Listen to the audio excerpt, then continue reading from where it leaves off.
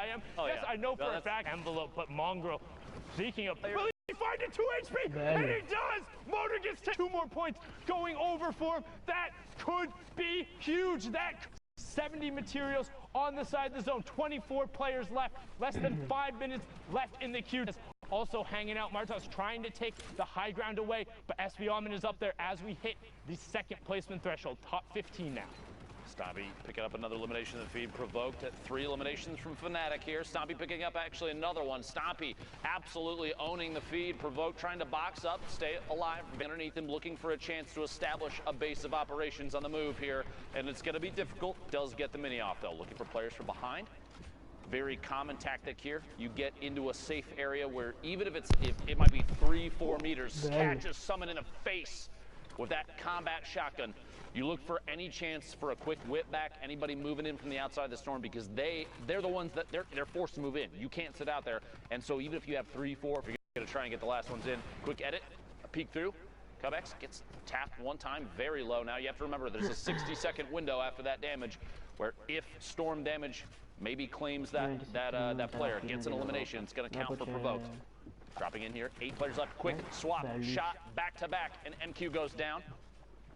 Look for another, players underneath on rotation, quick edit down, a push in, finds another on the outside.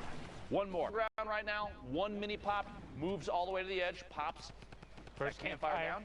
He's getting pressure from both sides now, and this is the top 3. Can't find the shot. It's aim. Cubex who gets it. That's 52 points for provoked. And again, each one of these elims, each one of them matters more when you're in these high points lobby. Martas on the high ground, Cubex on the low ground, 39 to 49 points. Martas wants to close this out. 27 builds to the 0 of Cubex, and that's going to be it. Martas closes that one out. 43 points so far.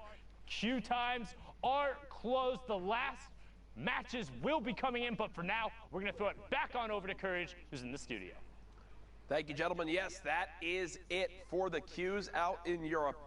You see how dramatic it can be in these final moments. We still have more games to bring you. We want to make sure you get caught up to speed on those exact last matches, but I know, Zeke, we've had some things we're taking a look at that you want to show everyone. Yeah, man, let's do this. We've got some cool clips. We make our way into the station.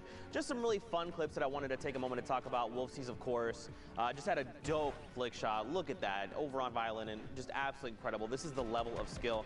And I just want to highlight his rifling skills and just the way he approaches this fight. He knows the players down below, no builds, and you can just see he's using that brick floor, just ducking behind, making sure it's absorbing as much damage as possible.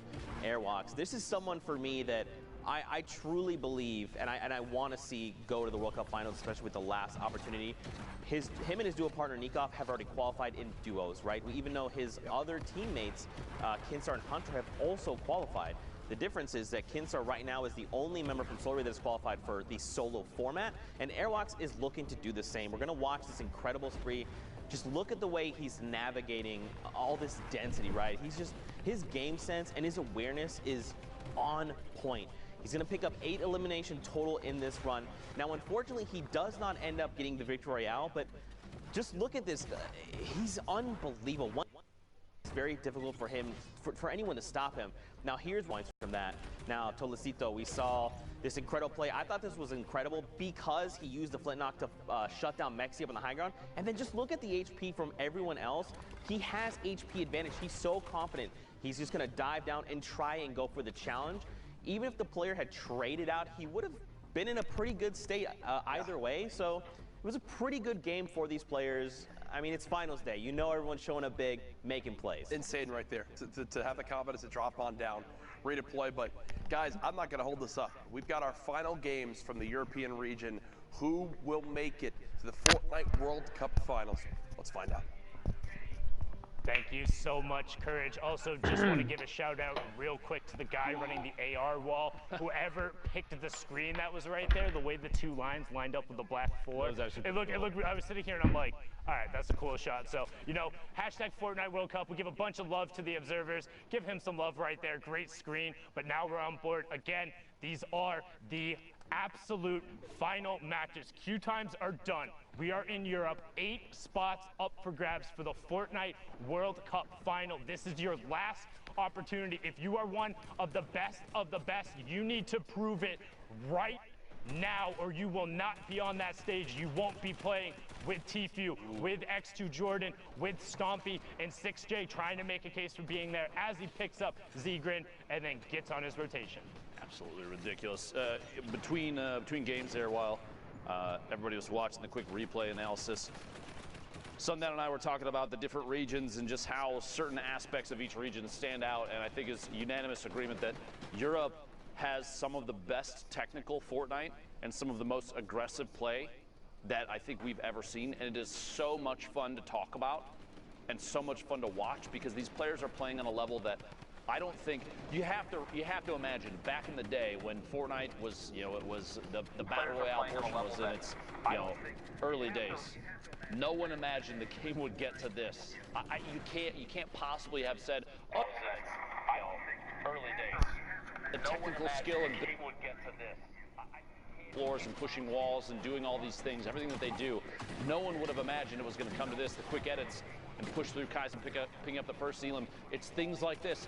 You could not have told me this is what Fortnite was going to evolve into. And you have to admit, whether you love or hate the game, no matter what you think about it, how things have changed and grown is fantastic to see. People are really pushing the technical skill that I think Fortnite has to offer in a way that no one could have predicted.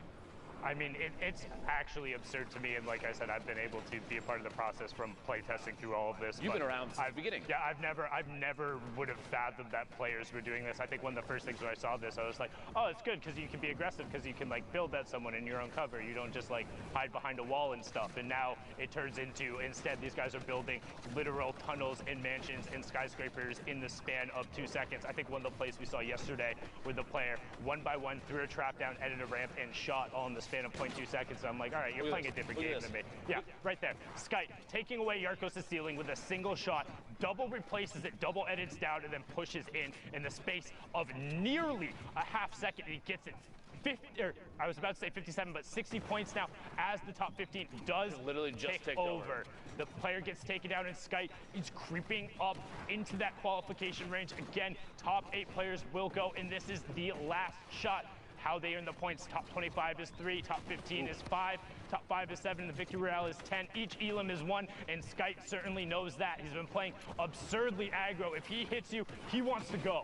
You saw for just a second in there a quick attempt at maybe a heavy sniper shot, but he realized it wasn't loaded, opted back to try and push through the ramp instead. Very quick thinking on Skype's part, the swap out for the combat shotgun instead of the tac. Pretty common there, player looting inside, but Skype more focused on rotation and position, as placement points will be everything for a player that is this close to making it to New York City. That was so good by him to go around the back side of that building so he could extend the shadow bomb timer up to now get up to the mid tarp. You have Light up on the high ground, 13 up Nay, now just dropping down on the tarp below Skype. So Skype is on secondary high, but he's boxed up right now. Light's gonna begin to work top down, as we still have a number of ballers who are going to begin to get shot out as we head towards the second placement threshold. Kinzel gets taken down there, and Light continues to rain shots down onto these ballers, saying, hey, you gotta play Fortnite with the rest of us.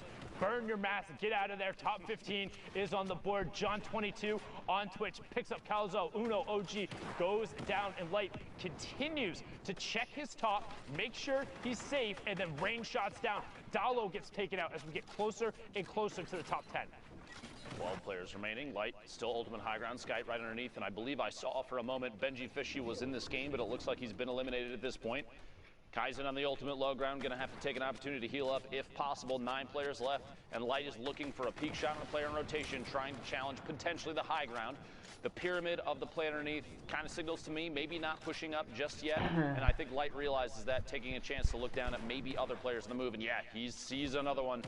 There's a scent of potentially elimination. Light getting challenged for high ground now. It's Rapti. Rapti's going for it and then drops back down, realizing he's not going to be able to take it. Pops the shadow form and goes all the way down to the far side. We're nearing the top 5. Now, one thing to keep an eye on, look at the points next to the names. 56 on Light, 64 on Skype. This is for a trip to New York City, as Light is able to pick up 59 there. They want everything they can. 6J gets Rapti, but Skype trades it right back out and loops back into the zone. Skype on the edge out and tries to find the jump pad, and he gets it going to the Sky. Light trades out Miles on the top, so now 60 to 67 points, but Sky on 55 HP. Light pops the Shadow Bomb. What's he gonna do? Opts to drop down, so now Sky has to know he's down there. Sky has no mobility. Storm ticks it over. Light gets the Elim credit as well, and that's gonna push him up to 64 as well, so evens it up. We're getting down to the final moment. Depending on where this was in their games played, we're looking at 64 and 67 players for Light and Skite respectively. That potentially could have been a prevention for Skite to make it to New York City, or pushing Light all the way close enough to qualify if he has a game left. People have to realize these end games, when you see players at those point counts fighting it out for the victory royale, it can mean the difference. We saw it, I think, last week in NA East, a team just literally fighting the last second, the very last match, and the fact that one team took the win is what put them in the placement to make it. It was week 6 duos, and it was RBK versus the Cooler Boys. The Cooler Boys ended up winning the 2v2 from the low ground, got the victory royale, and the 3-point difference from the victory royale, not even the Elims, was enough to deny the RBK boys the spot. So when we talk about high impact eliminations, high impact engagements, and everyone mattering, when the queues are closed, these are the last matches on the server, so not exactly live, but about 5 to 10 minutes delayed. You are deciding your trips, you're deciding other people's fates, and these are the moments when you need to clutch up. We've talked about before, you don't have to be the best, but you need to be better than the person across from you. And when you're dealing with the best of the best in a trip to New York City, that's still got to be really good. Yeah. That's why I'm here behind the desk and not at the game. I'm so glad these guys are so good. They make our job so incredibly easy. And so much fun. If the gameplay was really difficult, it'd be hard, but it's so hype. You guys are so good. Just shout out again one time, #Fortnite World Cup, to all of the players who have competed in the arena, in the tournaments, on Saturday, on Sunday. Thank you so much for doing this and making incredible plays and giving us this opportunity. I do want to say too that one of the most common, I think, criticisms of competitive Fortnite is typically the shots through, kills only, almost finding that Elim, gets one big hit, can't quite find the second. Exotics does pick that Elim up. I was going to say, one of the most common criticisms of competitive Fortnite is, everybody's sitting in 1x1s, not doing anything. You know, it's kind of slow play from time to time. I want them to pull this stream up and watch through these European games. Let us get to NA East and NA West and just how much pressure they apply at times. We literally just saw a player run out, push through a box with a heavy snipe and push inside and get an elimination, feeding into like window edits and shots through there with the combat shotgun. Competitive Fortnite, there's tension, there's action, there's pressure applied from every angle sometimes. You really have to dig in and watch long durations of this to see all the craziness that happens, because people are elevating the gameplay every time we watch it.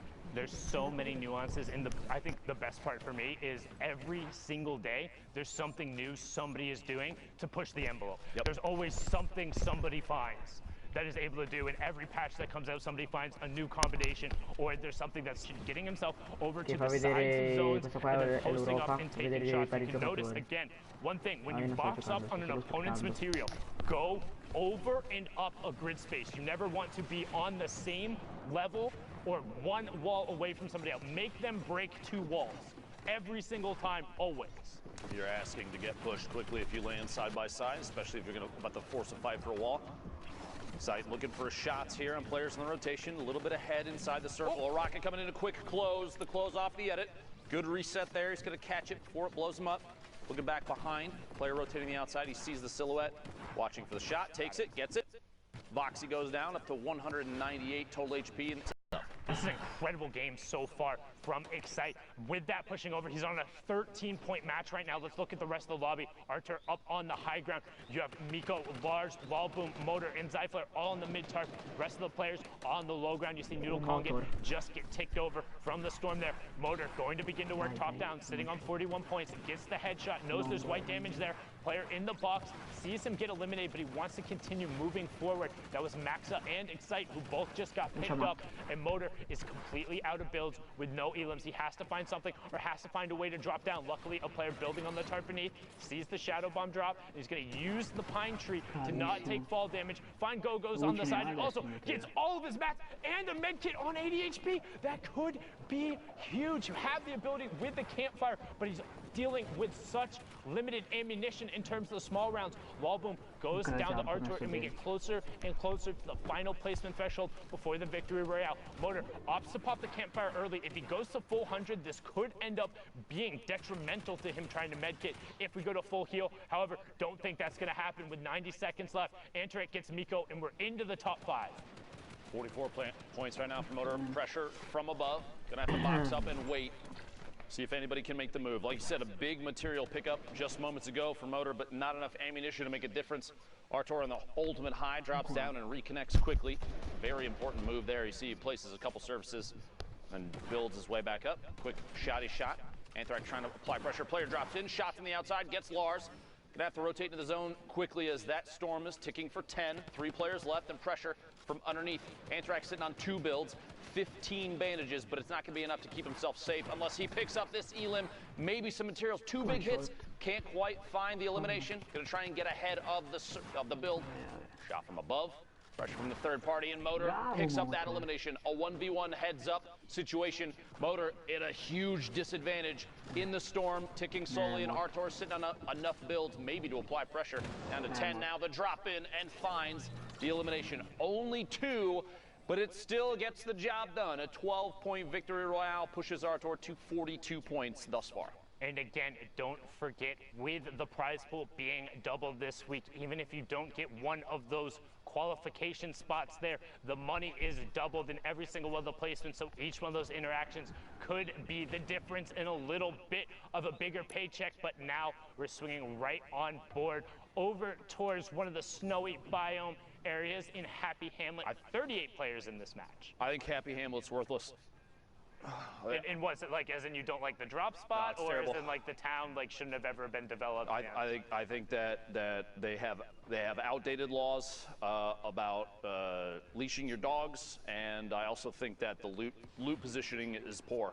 I do not like Happy Hamlet. If you agree with me, hashtag Fortnite World Cup. All right, hashtag Fortnite World Cup. What is your favorite solo drop spot? I know Lupo's is a not Happy Hamlet, so what's your favorite solo spot? What's your current solo drop spot? My go-to typically is going to be, okay, so there's a little pirate camp in the southwest of Pressure Plant that before the volcano went off, that's where I was consistently dropping. Recently, though, because of the changes, I really like Valhalla. I like the dance club. If I'm dropping solos and I'm not going for, like, because there's a different play style. Competitive, super serious, ultra World Cup qualifier, where are you dropping solos? I'll go Valhalla, and if that's contested, I'll fly past the Snobby. Okay, cool. I like that west side of the map, typically because it is not often challenged. You have so many opportunities for rotation. And the only problem is, like, you have the rocket base that now is kind of decayed a little bit to the northeast of Snobby. You have Valhalla that's up there. That you have a lot of places where there's going to be people that can see down from above. But I mean, you also have a quad in there. You can quad fly your way back over the tilted. What a back-to-back! That was 2 shots sequentially. 62 on the first guy for the body shot, finds the second player rotating and hits him with the headshot. We talked about the flintlock efficiency in the right hand. Scoggin, the right hand's there, just wow. You talk about the pirate camp right there, going to work with the flintlock. I'm a big fan of that west side of the map too. I know the little kind of broken house between Viking Village and where Polar was. That's down there. Has 3.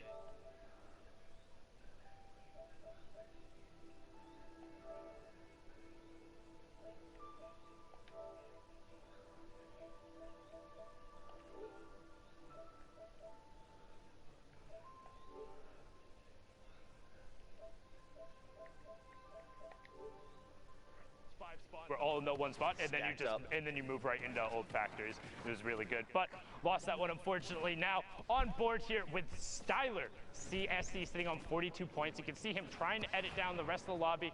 Not sure about that shadow bomb. He popped the shadow bomb like he was going to rotate. He saw the supply crate and then like I think he thought about it for a second and said, you know what, I already used a Shadow Bomb. I don't want to make this, I don't want to feel like this goes to waste, so I'm just going to, instead, I'm going to push for rotation. But you can see in the bottom right-hand corner there, that supply drop just goes completely to waste. There was no one there. Let's look at the rest of the lobby. Martaz, Crippa, Waldo, Keysant, Orc H, Fool, Bayonne, Mods, Blazin, so many players. Mexi over there in a baller rolling around. Talazito in there and still above storm damage. So if you are rolling around in the ball, you will be getting the ticks going there. Have to play aggression, have to play aggressive going through to turn that off or just tag somebody.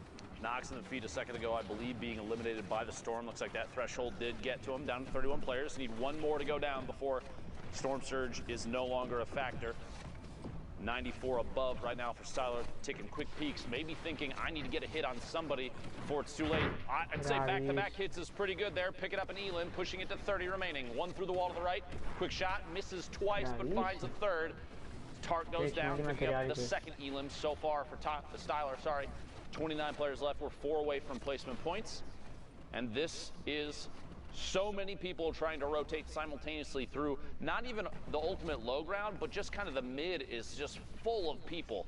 Every single layer is a fresh tarp, and you have tons of new builds and a lot of metal coming up. A lot of metal going through it, and you've got to work through the old builds as Brism gets taken down and misses out on the placement point. So now on board here with Haibuzin as he makes his rotation. Mexi out of the baller, picks up Savid.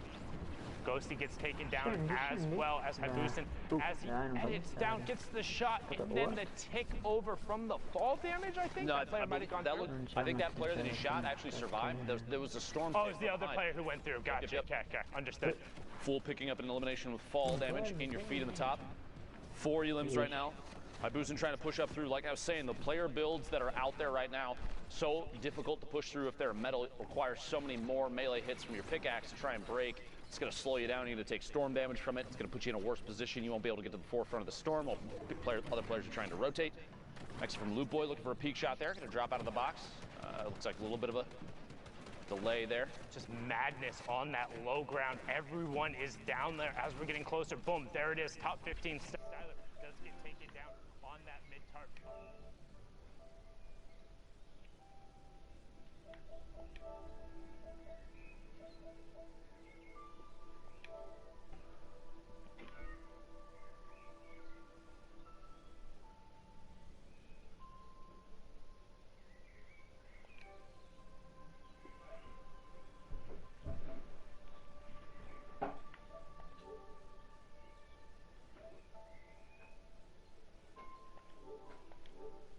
All the way in the high ground right now. A single layer across, but it doesn't really matter. No one's looking up, and he's got RPGs for days. Looks like he's going to look down from above and try and take shots. Good pickups from Crippa on this mid-tarp right now as Botaban is going to work down. Bayonne on the mid-tarp. Top 5 just happened as Haibuzin gets ticked over. Shadow, will he be able to pick it up? Bayonne gets Shadow though on the turn. Can Bayonne catch back up to the zone? And Crippa gets caught by Botaban on the high ground. The single tarp strategy on the high ground. The one rocket he fires down for an Elim and the victory out. He says you can take that out. 11 points coming out from Botaban. Well played there. Even just the single layer of brick, because there were so many layers of material below, that's actually really, really good thinking on his part as he's moving forward. He looks down and says, no one's going to challenge me. There's so much mass in the way that no one's looking up. I just need to keep this, I got to find a spot to connect it. And he dropped down and did that, that's a super common strategy, especially in duos. Typically you have players that are one's applying pressure, taking shots at people, while the other drops down and reconnects the builds, and they swap roles back and forth. I think we see Tifu and Cloaksy do that all the time. If you watch the stream, it's super, super common. Zayden's have another duo that kind of start, I don't know.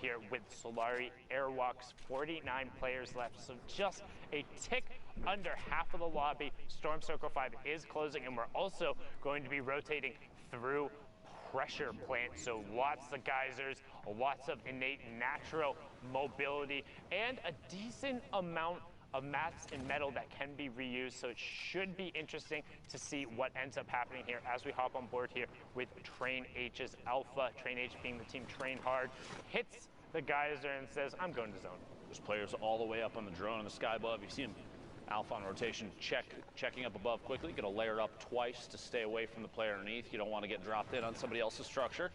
Replacing the ramp with a cone so you can get quick edits in whatever direction you need. I do want to make a quick statement. You see these kind of edits, he's looking for shots now, and then he'll quickly do a reset after he feels like he's shot for long enough. You don't want to get caught gargoyling, tunnel visioning on somebody where you're exposed and someone might take a shot. And there's a lot of players in front of him. He might not see them, but they're there. But what I was going to say is oftentimes we see players do like the window edit and then instantly reset so that they can get transparency through the metal or the brick. More often now I've been seeing players do a door instead of a window because at this level, even that imagine you have 3, 4, 5 frames where there's a window open. Someone might sneak a snipe shot or rocket something in through the window and you're gonna get punished. Door doesn't do that. So close the door. Well, yeah, you put the door in and it's still just a solid surface. So you prevent any opportunity for somebody to sneak a shot in. Yampi there, I was going to say, you might want to reset that window. Speaking of, Mongrel in the lobby, Crew in the lobby as well. You can see Mongrel currently sitting on 55 points. Last time we saw him, he was at that 50 mark, so down to it. You can also see Storm Surge, he's 98 damage above it. Again, that will get turned off at 30 players, so expect aggression to come out. Second Shadow Bomb being popped and just trying to get to the far side of the zone, get away from people, box up and be safe. Mongrel wants to play patiently, wants to not be eliminated early. Generally, you're used to seeing him play much more aggressive, but with everything on the line, with the queues being closed, with the last opportunity to book a seat in New York City, he knows he can't mess up. He has to get points here if he wants to be going. You got to be thinking these players too when they're back. Airwalks and Alpha Amons are both in the lobby. I apologize, but this place is stacked. No, it's insane. You're right.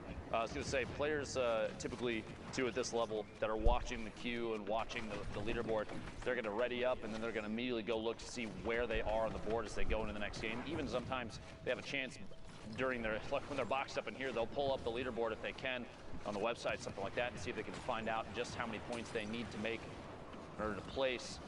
Does not surprise me that Mongrel's trying to play a little safer, pushing over the top of this campfire player underneath. Another one boxing up inside metal. A lot of layers here. An attempt to maybe get a little bit of an advantage here in terms of elevation, pushing forward, branching into the next circle. Oh, Baller almost took out his build there, which could have been absolutely devastating. Would have dropped him down. No tarp beneath. 28 players remaining. Look for shots. He finds it. There we go. There you go. Leon Flares goes down. 26 players remaining. Wolfies gets picked up by Krith. Mongrel up to 56 points. Looking for it, and that's 59 now as he hits the top 25. Player directly next to him on the box, but trying to pop that, and Crew goes down as well. Was in the top 25, but that was the player who was in the second place last time we saw him. You have Windstrike Mayhem, who was within distance. Now you have Airwalks, the Solari player, at 53 points, trying to drop him down. RPG up on the high ground. He follows it right away. SWAT gets swatted out of the sky, but Astro SMZ is also making into that combat shock and wants to make sure he has every tool available as we push down to the final fight. Airwalks up on the ultimate high ground. ETQ rounding around the storm. Mongrel going to challenge on the mid-tarp, and he gets Carrera, and he also gets into the top 15 as we slide on board with Train H's Alpha, puts the trap down, and he gets Astro. Astro knocked out. Could be his World Cup run over there. 26 points thus far for Alpha, but not a big deal. He's still putting on a good show. Shots back behind, finds another player. Cell caught in a box just outside. Rotating forward, 9 players remaining. Skalama goes down to fall damage to the feed. ETQ eliminated by that combat shotgun, so powerful in these close range fights. Alpha, 6 eliminations, looking for the 7th, pushing through, applying pressure through the wall, does not want the player inside to take the chance to get anything. Mongrel picks up another elimination, then immediately gets eliminated, goes out in 7th place, almost the top 5 of those points, only going to get 5 placement, could still be big enough to make his way to New York City. We will have to see before too long. Top 5 now, Alpha, 30 builds, a mini opportunity. Anything to heal right now is going to be big.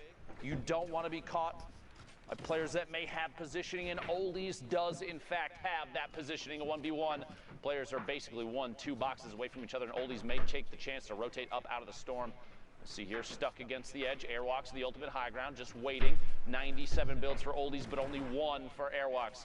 52 to 58 in points. This could end up being the difference. Oldies looks to go for it, and he gets the zone back from Airwalks. He takes away the zone, but Airwalks knocks him down. No fall damage coming through. Can Airwalks find the shot? No build. Oldies just keeping the zone in the area, and Oldies gets the victory royale, pushes him up to 55. Airwalks falls at 58 with no builds. Imagine being Oldies knowing you just eliminated Airwalks from Solary, Mongrel from Secret. You've got to be feeling really good about that game.